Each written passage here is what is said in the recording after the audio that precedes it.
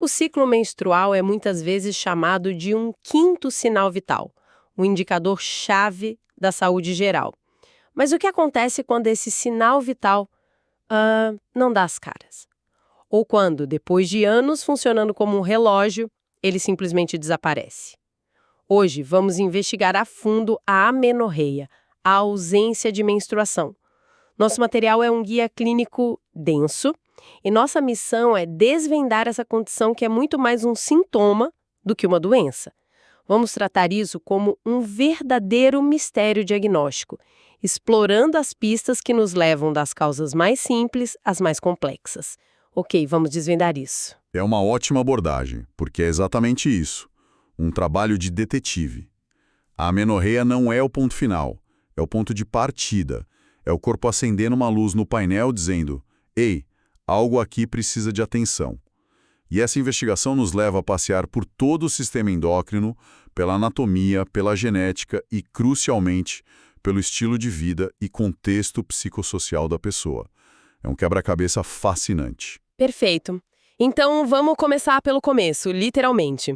O ciclo que nunca se inicia, a amenorreia primária. A definição clínica é bem específica, né? Sim, bem específica. Ausência da primeira menstruação, a menarca, até os 14 anos se não houver nenhum sinal de puberdade. Ou até os 16, mesmo que o corpo já esteja se desenvolvendo. Exato. E só para dar um contexto, a idade média da menarca fica ali por volta dos 12 anos e meio.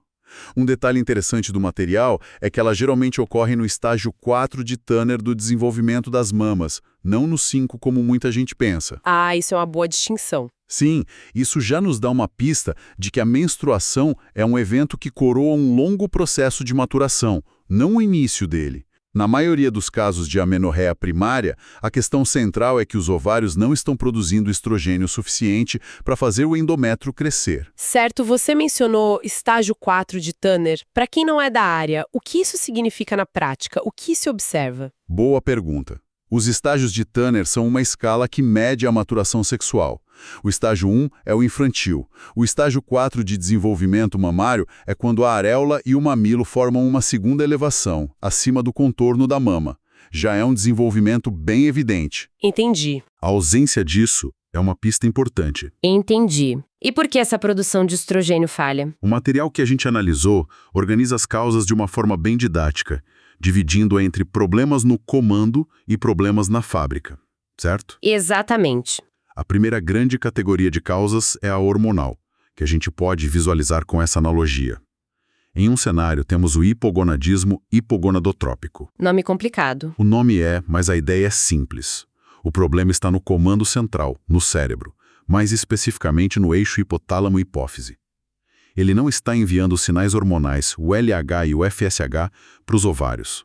É como se a gerência não estivesse enviando as ordens para a linha de produção. E qual seria o cenário oposto? O oposto é o hipogonadismo hipergonadotrófico. Aqui, o comando central está funcionando, e até gritando. Ele envia muitos sinais. Os níveis de LH e FSH estão altíssimos. Mas a fábrica, os ovários, não responde. A maquinaria está com defeito. Uma condição que a gente chama de falência ovariana. Ah, claro. Uma causa clássica disso seria a síndrome de Turner, por exemplo. Exatamente, uma condição genética. Essa distinção é crucial porque a abordagem de tratamento vai ser completamente diferente. Não adianta gritar mais alto com a fábrica se a máquina está quebrada. Faz todo sentido. E além das causas hormonais, há também os problemas estruturais ou anatômicos? Sim, essa é a segunda grande frente. Aqui, todo o sistema hormonal pode estar funcionando perfeitamente. O ciclo acontece internamente, mas existe uma barreira física. Pode ser algo como a ausência congênita do útero ou uma obstrução na saída, como um ímã imperfurado. Nossa. Nesse último caso, o sangue menstrual é produzido, mas fica acumulado, não tem por onde sair. Isso é fascinante. Então, nesse caso, a pessoa tem todos os sintomas hormonais de um ciclo, talvez até cólicas mensais, mas externamente nada acontece. O problema não é o sistema, é o portão de saída que está trancado. Exato. E isso nos leva direto ao trabalho de detetive do diagnóstico. A investigação começa com a conversa, com a anamnese. Que perguntas são as chaves para começar a desvendar esse mistério? A história clínica é 80% do caminho. Perguntar a idade da menarca, da mãe e das irmãs é fundamental, porque um atraso constitucional, familiar, é uma possibilidade. Uhum. E a pergunta sobre dor abdominal cíclica, como você mencionou, é um divisor de águas. Uma jovem que relata cólicas mensais fortes, sem sangramento, levanta imediatamente a suspeita de uma obstrução. E o material dá um destaque enorme para um ponto que parece ser cada vez mais comum: os hábitos de vida. Dieta, rotina de exercícios. Sem dúvida. E aqui a conversa precisa ser muito cuidadosa e empática. Estamos falando de atletas de alta performance, bailarinas ou jovens com dietas extremamente restritivas ou mesmo transtornos alimentares. Certo. O corpo é muito inteligente e focado em sobrevivência. Quando ele percebe um déficit energético extremo, seja por baixa ingestão de calorias ou gasto excessivo, ele entra em modo de conservação. Ah, então o corpo vê esse estresse não como ficar em forma, mas como um sinal de perigo ou escassez? Perfeito. E desliga sistemas que não são essenciais para a sobrevivência imediata, como a reprodução. Exatamente. A reprodução consome muita energia. Então, para economizar recursos, o hipotálamo, lá no comando central, pisa no freio. Ele para de enviar os pulsos de GNRH, o hormônio que inicia toda a cascata, e o sistema todo para. É uma causa funcional de hipogonadismo hipogonadotrópico. Isso se conecta diretamente com o exame físico, então. Um índice de massa corporal, o IMC, baixo pode ser a primeira grande pista. Exato. O exame físico complementa a história. A gente avalia os parâmetros de crescimento. Um IMC muito baixo aponta para essa causa funcional. Uma baixa estatura, por outro lado, pode nos fazer pensar em algo genético, como a síndrome de Turner. Certo. Depois, avaliamos o estágio de Tanner, para ver o grau de desenvolvimento puberal. E um exame genital cuidadoso é essencial para verificar a anatomia e procurar por sinais de excesso de hormônios masculinos, os andrógenos, como um aumento do clitóris, que indicaria outra linha de investigação. Certo. Depois da história e do exame físico, vêm os exames complementares para confirmar as suspeitas. O primeiro passo, que o material reforça ser inegociável, é um teste de gravidez, mesmo que pareça improvável. Sempre. É barato, rápido, e não fazer seria um erro primário. Descartada a gravidez, a gente parte para o painel hormonal. Dosamos a função da tireoide e a prolactina, porque alterações nesses dois podem bagunçar todo o eixo. Uhum. E aí dosamos o FSH e o LH, que são os exames que nos ajudam a diferenciar o problema no comando central do problema na fábrica. E como eles fazem isso? Se o FSH e o LH estiverem baixos ou normais, o problema provavelmente está no comando, que não está enviando os sinais. Se eles estiverem muito altos, é o cenário da fábrica quebrada. O comando está gritando, mas não há resposta. Entendi. E a partir daí, os exames de imagem nos ajudam a visualizar a situação. Um ultrassom pélvico mostra se o útero e os ovários estão presentes e com aparência normal. Se a gente suspeita de um problema central, uma ressonância magnética do crânio pode ser necessária para avaliar a hipófise. Fica claro o quebra-cabeça complexo que é investigar um ciclo que nunca começou. É um volume imenso de informações para organizar, conectar e reter. Para quem está na área da saúde, dominar esses raciocínios é um desafio constante. Com certeza. E a capacidade de conectar os pontos, de ter acesso a casos clínicos, questões comentadas e resumos práticos é o que faz a diferença na formação e na prática clínica. Organizar esse conhecimento é a chave. Falando nisso, para quem é estudante e quer se preparar de verdade, a dica é entrar agora em medicabe.com.br, baixar o app e aproveitar o maior banco de questões do Brasil. Tem provas anteriores de todas as instituições, questões comentadas, resumos práticos, aulas completas e flashcards prontos para revisar onde quiser. Uma ferramenta que organiza o conhecimento essencial. E voltando ao nosso quebra-cabeça, agora vamos para um cenário diferente. O sistema já funcionou, o ciclo já existiu, mas de repente parou. Isso nos leva à amenorreia secundária. Exato. Uma situação talvez ainda mais alarmante para a pessoa, que estava acostumada com a regularidade e de repente se depara com silêncio. A definição aqui é a ausência de menstruação por mais de 6 meses em alguém que já menstruava. Isso. E vale notar que em adolescentes, nos primeiros anos após a menarca, os ciclos podem ser bem irregulares. Isso é normal, faz parte da maturação do eixo hormonal. Mas uma pausa de 6 meses ou mais, mesmo nessa fase, já justifica uma investigação. Certo. A causa raiz, novamente, costuma ser uma interrupção na comunicação do eixo hipotálamo, hipófise e ovariano. E as causas para essa interrupção se sobrepõem às da primária? Imagino que transtornos alimentares e excesso de exercício possam surgir em qualquer fase da vida. Sim, há muita sobreposição. Essas causas funcionais são muito importantes aqui também. Mas o leque de possibilidades se abre. A causa número 1, disparada, de amenorreia secundária é a gravidez. Sempre a primeira a ser descartada. Sempre. Além dela, entram forte na lista as endocrinopatias que podem se desenvolver ao longo da vida, como problemas na tireoide ou um prolactinoma, um tumor benigno na hipófise que produz prolactina em excesso. E, claro, uma das causas mais prevalentes na prática clínica, a síndrome dos ovários policísticos, a SOP. A SOP é um universo à parte. Como ela causa a parada da menstruação? Na SOP, de forma simplificada, há uma anovulação crônica. A ovulação não acontece de forma regular.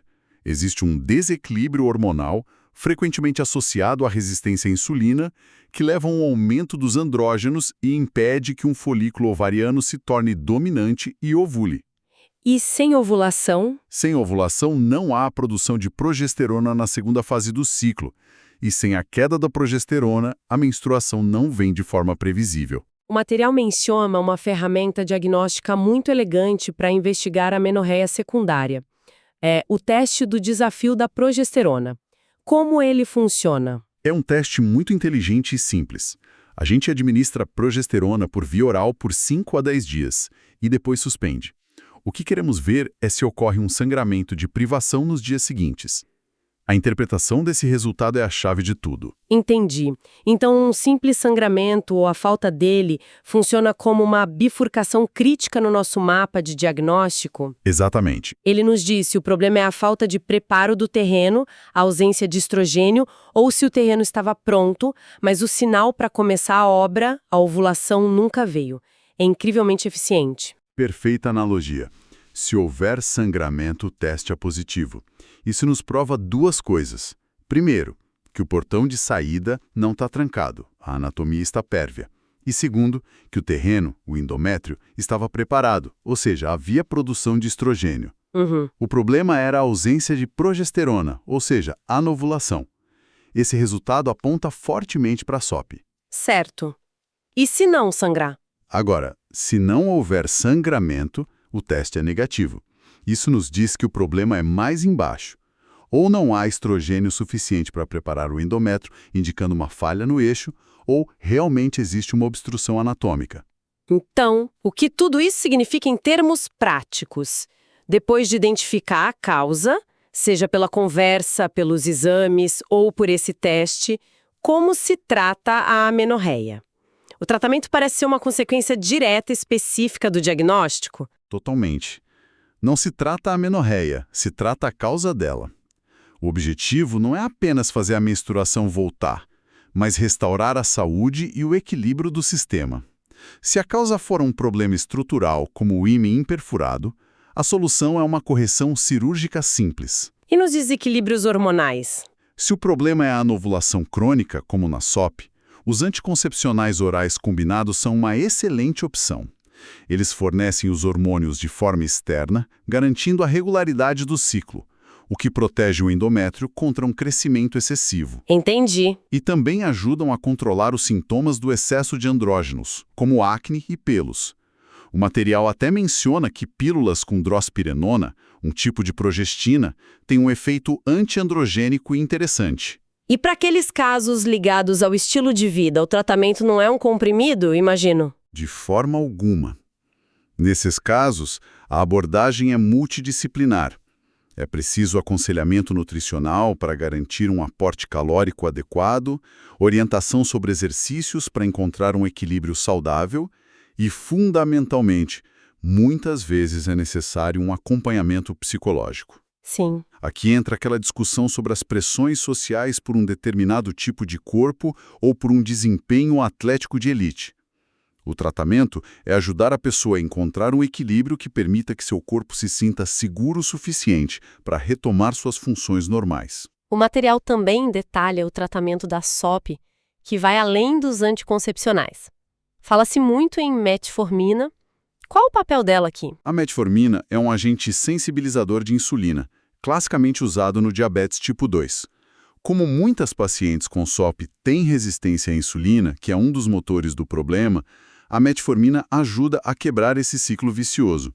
Ao melhorar a sensibilidade à insulina, ela ajuda a diminuir os níveis de andrógenos, pode restaurar a ovulação em algumas pacientes e melhora o perfil metabólico geral. Fica muito claro. A principal conclusão é que a amenorreia é um sintoma guia. Ela nos força a olhar para o sistema como um todo e a entender que a saúde reprodutiva está intrinsecamente ligada à saúde metabólica, nutricional e até mental. Não é um problema isolado. Fizemos uma análise bem completa, partindo das definições, passando pelas complexas vias hormonais e chegando às estratégias de diagnóstico e tratamento. Cobrimos muito terreno. Sim, e o que fica evidente é um princípio central da medicina. Um único sintoma pode ter dezenas de causas possíveis. O desafio e a beleza da prática clínica estão em saber conectar a história da pessoa, os achados do exame físico e os testes corretos para chegar à raiz do problema. Não se pode simplesmente tratar o sintoma sem entender a sua origem. Exatamente. Isso me deixa com um último pensamento. O nosso material foca, com toda a razão, nas causas fisiológicas e mecânicas. Mas uma questão para se pensar é: até que ponto as pressões psicológicas e sociais do mundo moderno, a busca por um corpo perfeito, a pressão por performance nos esportes ou nos estudos, estão se tornando uma causa cada vez mais relevante de amenorreia funcional? Falamos de dieta e exercício, mas o estresse por trás dessas escolhas é um fator poderoso que um exame de sangue não mede, mas que pode ser o verdadeiro responsável por desligar o comando central. É uma dimensão que exige uma sensibilidade ainda maior na abordagem